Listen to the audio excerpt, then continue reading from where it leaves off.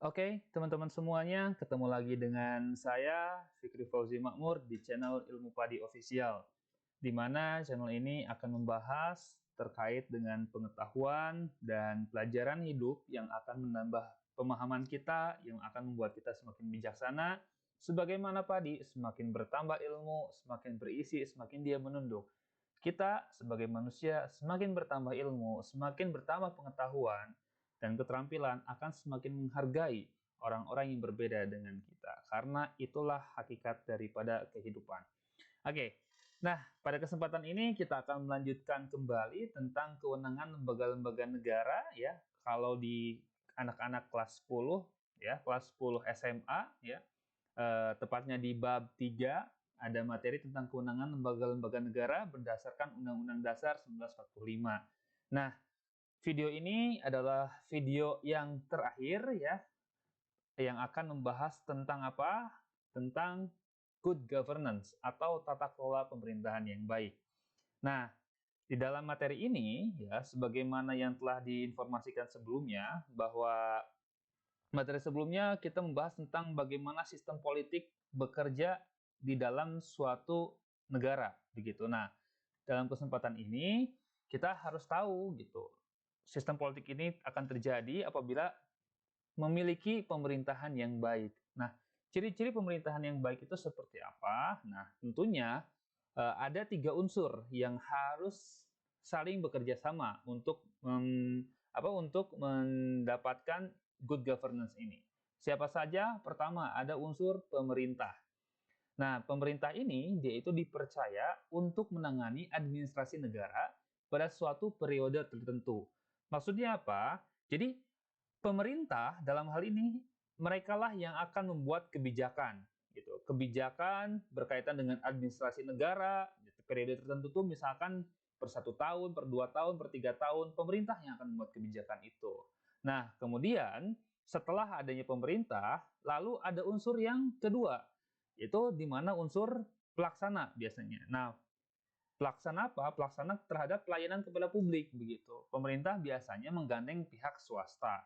Nah, makanya di sini di segitiga ini kalian bisa lihat bahwa dari pemerintah ini nanti ada kerjasama dengan swasta. Nah, di sini keterangannya bahwa swasta itu bergerak pada pelayanan publik begitu. Nah, lalu ada apa lagi? Selanjutnya ada yang disebut sebagai masyarakat begitu. Nah, masyarakat dalam hal ini itu disebut sebagai stakeholders gitu ya, atau semua pihak ya. Stakeholder itu adalah semua pihak di dalam masyarakat. Jadi setiap orang yang ada di dalam ruang lingkup masyarakat, baik individu maupun kelompok, yang memiliki hubungan ya dan kepentingan terhadap permasalahan. Misalkan begini teman-teman semuanya, misalkan ada suatu wilayah, misalkan ya nama wilayahnya misalkan desa, misalkan desa Konoha misalkan. Nah, desa Konoha ini ya, mereka itu memiliki jalan ya, memiliki jalanan. Nah, jalan desa mereka ini dapat dikatakan sebagai jalan yang kurang, istilahnya itu kurang bagus, kurang mulus lah begitu. Nah, otomatis di sini masyarakat ya, masyarakat sebagai stakeholder, karena mereka tuh punya kepentingan, nah, memiliki hubungan dan kepentingan terhadap permasalahan. Apa permasalahannya tadi? Jalan rusak gitu loh. Ini permasalahannya. Nah, jalan rusak di mana? Di desa Konoha. Berarti siapa dong yang punya permasalahan? Yaitu otomatis masyarakat ya, otomatis yang punya masalahnya itu adalah masyarakat, oke, desa Konoha. Nah, karena mereka kemudian melaksanakan suatu input dalam sistem politik ya, kalau kita back ke video sebelumnya ya, masih ingat lingkaran sistem politik seperti apa? Nah, akan memunculkan suatu tuntutan terhadap siapa? Terhadap pemerintah. Nah, kenapa? Karena jalan rusak itu tanggung jawabnya pemerintah, begitu loh. Karena apa? Karena masyarakat sudah membayar yang namanya pajak, begitu. Nah, pemerintah kemudian ya mengurusi administrasinya yang berkaitan untuk membenahi jalan ini, begitu. Nah, kemudian ketika administrasi syaratnya itu sudah selesai ya, selesai, maka pemerintah nanti akan menggandeng pihak swasta begitu. Untuk apa? Untuk melakukan perbaikan terhadap jalan ini begitu ya. Nanti dibuka apa ya istilah itu pemilihan apa istilahnya itu lelang ya.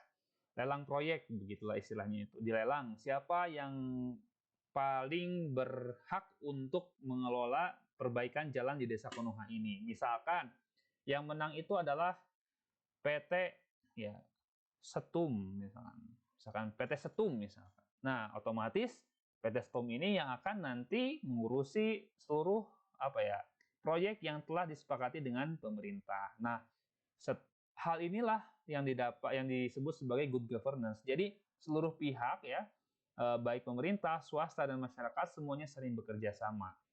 Nah, namun nanti masyarakatnya itu harus masyarakat yang seperti apa sih sehingga bisa menimbulkan good governance atau good governance itu syaratnya seperti apa sih? Nah, persyaratan dalam mewujudkan good governance itu ada 4 syarat. Pertama, ada mewujudkan efisiensi dalam manajemen pada sektor publik. Yakni di dalam pemerintahan ya, di dalam pemerintahan itu tidak harus ya, jangan sampai pemerintahannya itu dipegang oleh satu pusat atau oleh satu orang atau satu kekuasaan. Oleh karena itu diperlukan yang namanya desentralisasi ya, desentralisasi pemerintahan gitu. Agar apa? Agar terjadi efisiensi gitu. Efisiensi dalam pemerintahan. Karena ketika tadi misalkan ada jalan rusak di Desa Konoha. Nah, maka yang berhak ketika dilaksanakan desentralisasi pemerintahan, maka nanti masyarakat itu tidak akan sulit untuk melakukan suatu istilahnya itu tuntutan terhadap pemerintah begitu. Tidak harus langsung datang ke Jakarta dulu lah istilahnya itu gitu. Ketika desanya rusak, mereka bilang kepada kepala desa atau naik lagi ke kecamatan, bisa langsung ke bupati, bisa seperti itu. Nah, itu yang disebut sebagai desentralisasi pemerintahan gitu ya. Nah, kemudian syarat yang kedua di dalam good governance itu adalah terwujudnya akuntabilitas publik. Nah, akuntabilitas itu apa ya? Suatu hal yang dapat dipertanggungjawabkan. Oke. Nah, itu namanya akuntabilitas. Accountability istilahnya itu ya. Nah, akuntabilitas itu adalah suatu hal yang dapat dipertanggungjawabkan. Jadi, good governance akan terjadi apabila pemerintah ketika melakukan sesuatu atau merencanakan sesuatu, mereka kemudian membuat dokumen-dokumen yang mana dokumen-dokumen ini dan setiap tindakan mereka itu dapat dipertanggungjawabkan sehingga tidak akan terjadi yang namanya abuse of power atau penyalahgunaan kekuasaan. Salah satunya penyalahgunaan kekuasaan itu yaitu termasuk ke dalam KKN itu, korupsi, kolusi, dan nepotisme begitu. Nah, supaya tidak terjadi KKN ini, maka pemerintah harus memiliki unsur akuntabilitas. Agar apa? Agar dapat mempertanggungjawabkan apa yang telah mereka rencanakan dan apa yang telah mereka perbuat. Begitu. Itu namanya akuntabilitas. Nah, ketiga, tersedianya perangkat hukum yang memadai. Betul. Karena ketika pemerintah mengambil kebijakan harus punya dasar hukumnya. Begitu. Dasar hukumnya apa? Sehingga pemerintah harus bergerak begitu. Nah, ini maksud perangkat hukum itu seperti itu ya. Jadi setiap tindakan yang dilakukan oleh pemerintah itu harus memiliki perangkat hukum yang memadai ya.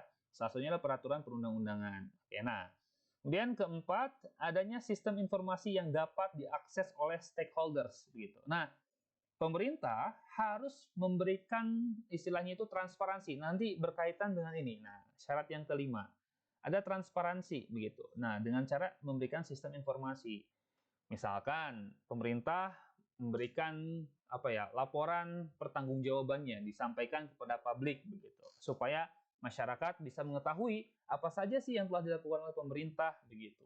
Transparansi dari mulai dana kepengurusan, siapa saja yang terlibat, swasta mana yang terlibat, menghabiskan dana berapa, itu harus dibuka terhadap kepada masyarakat. Ya, karena apa? Untuk mewujudkan good governance itu. Nah, itu teman-teman tentang good governance. Lalu, apalagi syarat yang paling utama gitu kan? Syarat yang paling utama adalah dari segi partisipasi warga negaranya, teman-teman semuanya. Nah, tentunya partisipasi warga negara itu dalam sistem politik itu sangat penting ya. Ya, partisipasinya itu bersifat sangat penting. Oke, sangat penting. Kenapa sangat penting? Karena tidak mungkin terjadi. Oke, kita coba kalau kita flashback ke depan ya, ke materi sebelumnya. Nah, di sini jika kita lihat di sini ada di dalam input ini ada tuntutan dan juga ada dukungan. Nah, tuntutan dan dukungan ini tidak akan mungkin terjadi ya jika apa? Jika tidak ada respon gitu loh. Respon dari siapa? Dari masyarakat. Oke. Nah, masyarakat itu tentunya punya beberapa karakteristik, teman-teman semuanya. Nah, karakteristik dalam hal politik tentunya, karena kita berbicara tentang politik begitu. Nah, pada kesempatan ini materi yang pasnya itu adalah tentang budaya politik begitu. Budaya politik masyarakat begitu. Nah, lalu kenapa sih partisipasi warga negara itu penting gitu kan dalam sistem politik? Tujuannya adalah untuk mempengaruhi. Nah, mempengaruhi proses. Oke. Coba kita back lagi ke belakang ya. Untuk mempengaruhi proses ya. Nah, dengan adanya tuntutan dan dukungan ini akan mempengaruhi proses di dalam sistem politik sehingga akan menghasilkan kebijakan dan peraturan yang cenderung ya lebih lebih condong atau lebih mengarah kepada kepentingan masyarakat begitu. Bukan kepentingan swasta, bukan juga kepentingan diri mereka pribadi. Siapa mereka tuh? Pemerintah dalam hal ini. Oke. Nah, jadi tujuan adanya partisipasi masyarakat dalam sistem politik itu tadi supaya output yang dihasilkan pemerintah dalam hal ini suprastruktur politik itu harus memihak terhadap masyarakat begitu. Jangan sampai memihak kepada lain hati begitu loh. Nah, itu tujuannya ya, tujuan adanya partisipasi. Nah, syarat masyarakatnya itu harus ada tentunya. Karena apa? Oke, kita sekarang bahas dulu ya. Kita sekarang bahas dulu budaya politiknya. Pertama, ada budaya politik parokial di sini. Oke, parokial itu apa? Budaya politik parokial itu adalah mereka itu bersikap tidak peduli. Nah, ini bersikap tidak peduli terhadap peristiwa politik begitu. Jadi masyarakat dengan tipikal parokial itu misalkan begini. Misalkan contohnya begini ya. Misalkan si A yang ngajak kepada si B. B, ayo dong kita berpartisipasi dalam pemilihan KM atau dalam pemilihan OSIS atau dalam pemilihan RW, RT atau kepala desa atau bupati atau siapapun itu. Nah, kata si B, respon si B itu adalah nggak usah, nggak mau, saya nggak mau tahu, ya, nggak mau, saya nggak mau ikutan gitu. Nah, itu ciri-ciri masyarakat yang parokial dalam budaya politik gitu. Kemudian si B juga dia bilang begini, saya juga nggak mau tahu gitu, ngapain ngurus-ngurus yang seperti itu, nggak ada gunanya untuk saya gitu, nggak ada ngaruhnya untuk saya begitu kata si B. Nah, budaya politik ini namanya budaya politik parokial. Yang mana budaya politik parokial itu sangat bahaya. Gitu. Kenapa? Karena dapat menimbulkan output atau kebijakan-kebijakan di dalam sistem politik yang kemudian tidak ada respon dari masyarakat. Kenapa? Karena tadi masyarakatnya tidak mau peduli. Tidak peduli terhadap kebijakan yang telah pemerintah buat, tidak peduli terhadap peraturan yang telah pemerintah buat, sehingga apabila kebijakan dan peraturan pemerintah itu tidak menguntungkan atau tidak berat terhadap rakyat, maka rakyat tidak tahu sama sekali gitu kan. Lalu yang untung siapa? Yang untung orang-orang tertentu gitu, pihak-pihak tertentu ya. Nah, itu yang bahaya. Oleh karena itu, budaya politik parokial itu sangat tidak baik gitu, dan tidak cocok gitu ya untuk dilaksanakan di negara yang demokrasi begitu. Karena Indonesia negara yang demokrasi ya, berarti parokial tidak cocok begitu. Oke, selanjutnya ada budaya politik yang kaula. Oke, budaya politik kaula itu budaya politik seperti apa sih? Nah, dia itu memiliki semangat berpolitik. Jadi, masyarakatnya itu punya semangat berpolitik. Misalkan, kita ambil contoh sini ya, contohnya di sini. Misalkan ada si C dan si D gitu ya. Si C ngajak ke si D, D, ayo mari kita melakukan pemilihan presiden, gitu, kata si C. Atau mari kita milih calon anggota DPR, gitu, kata si C kepada si D. Kemudian respon si D seperti apa? Oke, ayo, siap. Begitu. Nah, si C kemudian nanya kayak gini, Kamu udah tahu mau pilih siapa? Nggak tahu? Ayo, kamu mau pilih siapa? Saya ikutin kamu aja. Nah, ini yang berbahaya, teman-teman. Karena apa? Karena si D, dia tuh punya semangat berpolitik. Semangat berpolitik, tapi ilmu dan dasarnya belum maksimal. Sehingga dia itu cenderung menjadi followers, begitu. Ikut-ikutan, ikut yang lagi tren seperti apa, ikutan ke arah sana, begitu. Siapa nih yang lagi viral, gitu kan. Oh, karena viral, tahunya, oh, si Anu, misalkan namanya, misalkan si BY, misalkan. Si BYM1, misalkan. Nah, dia itu misalkan lagi viral, lagi rame, gitu. Oh, karena dia lagi rame, udah saya pilih dia, gitu ya. Lalu misalkan ada yang lagi rame, si siapa ya, misalkan si Fulan misalkan. Lagi rame, dipilih juga si Fulan tanpa diketahui alasan kenapa dia milih si Fulan itu. Hanya karena mungkin orang lain lagi membicarakan orang tersebut, lalu dipilihlah orang tersebut.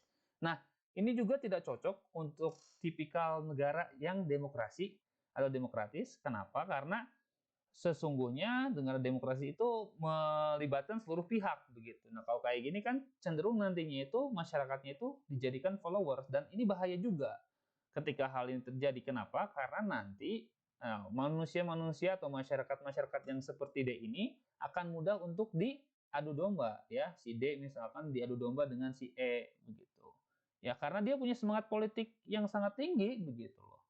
Si D punya semangat politik yang tinggi, si E juga sama, begitu, punya semangat politik yang tinggi, sehingga kata si D pilihannya itu nomor satu, kata si E nomor dua, gitu. Karena mereka nggak punya dasar terhadap bagaimana penyikapan terhadap perbedaan pendapat, akhirnya sama-sama guntrang, begitu loh, sama-sama ribut, gitu loh. Nah, hal ini yang bahaya terkait dengan budaya politik yang kaula atau sebagai followers tadi. Lalu, budaya politik yang seperti apa yang dikehendaki atau yang diharapkan? Adalah budaya politik yang partisipatif, teman-teman. Nah, budaya politik partisipatif adalah budaya politik yang paling baik guna menunjang sistem politik begitu. Di mana masyarakatnya itu aktif dan tahu apa yang harus dilakukan. Misalkan begini. Ya, kita misalkan si X dan si Y gitu ya.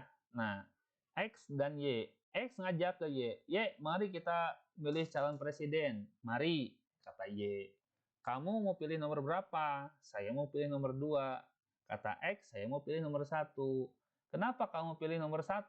Ada alasannya, begini, begini, begini. Kenapa kamu pilih nomor 2? Tahu alasannya begini, begini, begini. Kata X maksa kepada Y, Y, mari pilih nomor 1, karena gini, gini, gini. Nggak bisa, karena punya alasan begini, begini, begini. Nah, tahu alasannya gitu loh. Dan tahu apa yang harus dilakukan gitu. Bukan kata orang lain, tapi hasil dari dia mencari tahu sendiri, tahu ilmunya, tahu bagaimana harus bertindak. Nah, itulah tipikal budaya politik yang partisipatif. Nah, teman-teman, itu saja mungkin yang dapat saya sampaikan mengenai bagaimana sistem politik ya, bagaimana sistem politik bekerja di dalam suatu negara. Nah, jika teman-teman lihat di sini ya, kalau kita lihat di sini, kita simpulkan kesemuanya bahwa sistem politik ini akan terjadi ya, akan terjadi apabila ada input, ada proses serta ada outputnya, kemudian ada respon dari masyarakat, dan masyarakatnya itu harus seperti apa? Masyarakat yang partisipan ya, yang aktif dan tahu apa yang harus dilakukan, sehingga akan menghasilkan tuntutan dan dukungan. Yang mana tuntutan dan dukungan itu bisa berasal dari media, pressure group, atau istilahnya itu adalah infrastruktur politik. Yang kemudian akan diusulkan kepada suprastruktur politik yang telah kita bahas di pertemuan sebelumnya. Bagi yang belum nonton video sebelumnya, harus ditonton dari awal karena materinya ini saling berkaitan. Oke, itu saja yang dapat saya sampaikan. Terima kasih karena sudah berkenan nonton video ini. Semoga ada manfaatnya. Jangan lupa untuk di-like, komen, atau di-subscribe untuk mendorong saya lebih aktif lagi memberikan materi-materi kepada kalian semuanya. Semoga kita bisa seperti padi, semakin bertambah ilmu, semakin menunduk, dan menghargai orang lain yang berbeda pendapat dengan kita. Terima kasih, saya akhiri. Selamat sore semuanya.